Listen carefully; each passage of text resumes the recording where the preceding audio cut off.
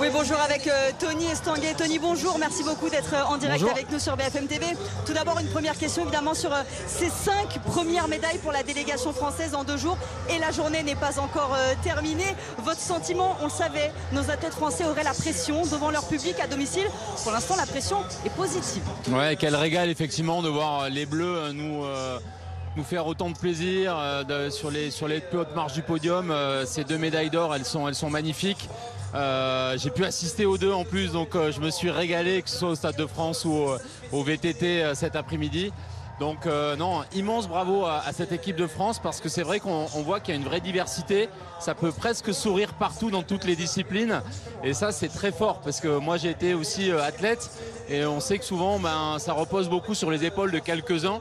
Là aujourd'hui on a l'impression que beaucoup d'athlètes tous les jours sont médaillables. Donc c'est parce qu'ils ont beaucoup bossé ces dernières années, et aussi parce que je pense qu'ils se sentent un peu portés par un public qui est en feu et qui a envie vraiment de les voir réussir, et qui leur donne ce petit supplément d'âme. Emmanuel Macron a fixé l'objectif pour la délégation française dans le classement des médailles, dans le top 5. Au bout de 15 jours, c'est votre objectif aussi? Ouais, ce serait formidable, ce serait inédit, effectivement. Pour ça, il va falloir gagner beaucoup de médailles.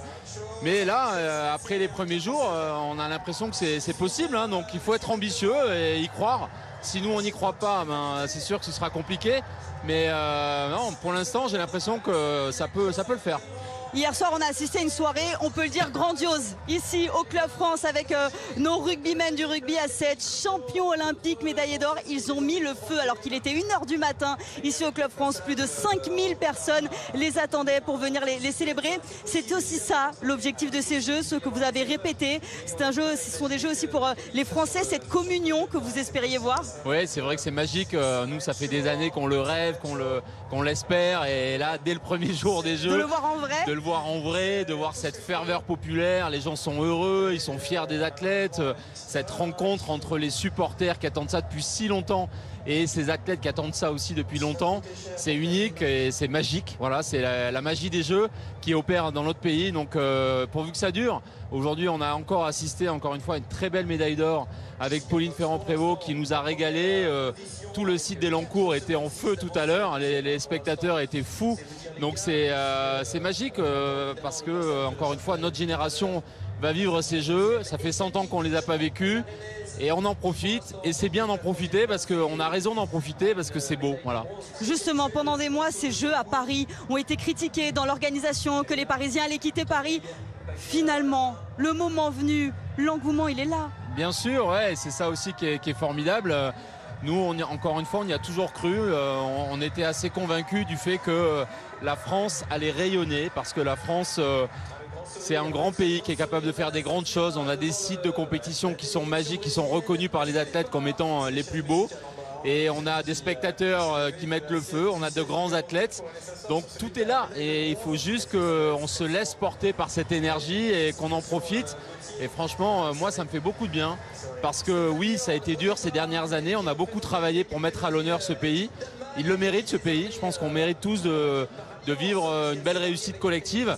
Parce qu'on sait faire. On sait organiser de grandes choses dans ce pays. Et on est en train de le démontrer. Donc soyons fiers aussi de ces moments-là.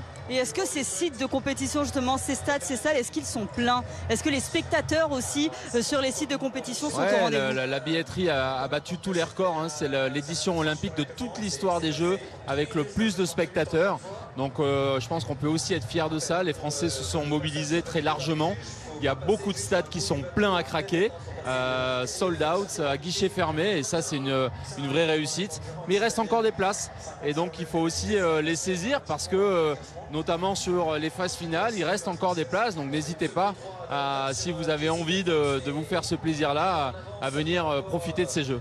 Bon, il peut y avoir des couacs dans cette organisation. C'était le cas ce matin. L'entraînement pour le triathlon qui était prévu a été annulé en raison d'une qualité de l'eau de la Seine jugée insuffisante. Finalement, ce n'est pas une surprise quand on voit les trompes d'eau qui sont tombées sur Paris ces derniers jours. Mais que va-t-il se passer maintenant ? Oui, alors bien évidemment, on savait qu'en cas de forte pluie, la Seine devient un peu polluée. Donc nous, notre enjeu, c'est de garantir que le triathlon puisse se tenir. Aujourd'hui, on est très confiants, ceci dit, parce qu'on a prévu une fenêtre de plusieurs jours pour pouvoir éventuellement reporter. Vous avez laissé une marge justement en cas de report. Ça c'était prévu depuis le début. On a jusqu'à vendredi prochain pour organiser le triathlon. Et vu les prévisions météo, les experts sont quand même très confiants sur le fait que ce triathlon va pouvoir se tenir dans la Seine. Donc on est vigilant. On ne prendra aucun risque et bien évidemment on ne fera pas nager les triathlètes dans une eau polluée. Mais est-ce qu'il y a un plan B quand même? Le plan B, c'est de pouvoir reporter les jours de compétition. Et si d'ici là, la qualité est toujours insuffisante? Et si tout le monde est persuadé qu'on n'y arrivera pas, comme la cérémonie d'ouverture, tout le monde était persuadé qu'on n'y arriverait pas, on a démontré que ça s'est très bien passé. Est-ce qu'on pourrait partir peut-être sur un duathlon? On oublie la nage, on fait que du vélo et de la course. C'est le dernier recours, bien évidemment, qui est le plan Z, celui-là. Voilà, c'est effectivement le dernier plan qui est prévu par la Fédération internationale. C'est dans les règlements, ça a été le choix de la Fédération internationale. Mais aujourd'hui, je crois que voilà, on peut être quand même serein sur le fait que le triathlon va se dérouler dans la Seine. Bon, Tony Estanguet, pendant des semaines, pendant des mois, on s'est vu à Athènes, on s'est vu à Marseille.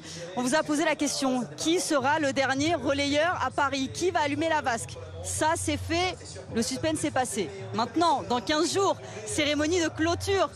Quelle surprise est-ce que Paris 2024 nous réserve? Mais alors, vous n'êtes pas croyable, hein. C'est pas possible. Vous pouvez pas juste un peu profiter de ces moments. Elle était belle cette cérémonie. Ils étaient beaux ces athlètes.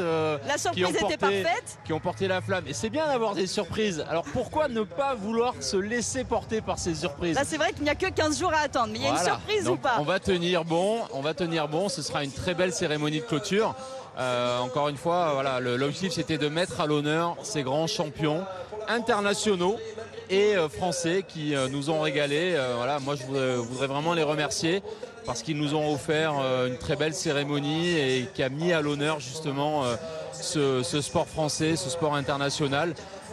Teddy Riner, Marie-Josée Perret comme les derniers relayeurs pour les premiers Jeux paritaires.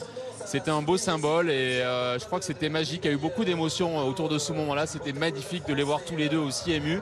Donc vraiment, moi je les remercie. Il faut préciser quand même que le dimanche 11 août, lors de la cérémonie de clôture des Jeux Olympiques, eh bien c'est la tradition.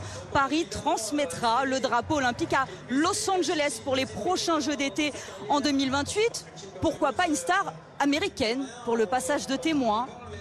Pourquoi pas, effectivement, de belles surprises pour la cérémonie de clôture. Tom Cruise qui est présent à Paris et qui assiste aux épreuves. Je sais pas, moi je ne l'ai pas vu personnellement, donc je ne peux pas commenter ce point-là. Mais effectivement, la cérémonie de clôture, ce sera une belle fête, on l'espère, d'une quinzaine de folies. Elle est bien partie cette quinzaine, on n'en est pas encore à la cérémonie de clôture. Il y a une très belle journée qui est en train de se dérouler, on a plusieurs Français qui sont en finale, qui peuvent encore aller chercher des médailles. Et c'est tout ce qu'on leur souhaite là ce soir parce que voilà, ce sport français il va continuer à s'écrire là dans les jours qui viennent et nous il faut qu'on se laisse porter par cette vague. Justement parce qu'en fait on se rend compte qu'ici notamment au Club France dans toutes les fan zones en fait on vibre parfois, et il faut être très honnête, pour des athlètes qu'on ne suit pas le reste de l'année sur leur compétition, parfois des escrimeurs, parfois des judokas, que certains découvrent dans ces Jeux Olympiques, mais qu'ils vont soutenir comme l'équipe de France de foot à l'Euro, et comme nos rugbymen qu'on voit toute l'année. C'est aussi ça la magie des Jeux finalement. C'est ça la magie des Jeux, c'est de mettre à l'honneur des athlètes qu'on ne voit quasiment jamais, ou que tous les 4 ans, et qui vont bénéficier de cet engouement. Et ils méritent, parce que ce sont les athlètes qui s'entraînent dur chaque jour, qui portent les couleurs de la France, qui vont nous faire pleurer de joie. Et tant mieux si on est nombreux à avoir envie de les encourager, de les voir réussir, de les voir gagner et de les mettre à l'honneur parce qu'à travers leur victoire et leur médaille, c'est toute la France finalement qui se retrouve et qui se rassemble. Donc profitons-en, vous allez découvrir de nouvelles disciplines, vous allez découvrir de nouveaux athlètes.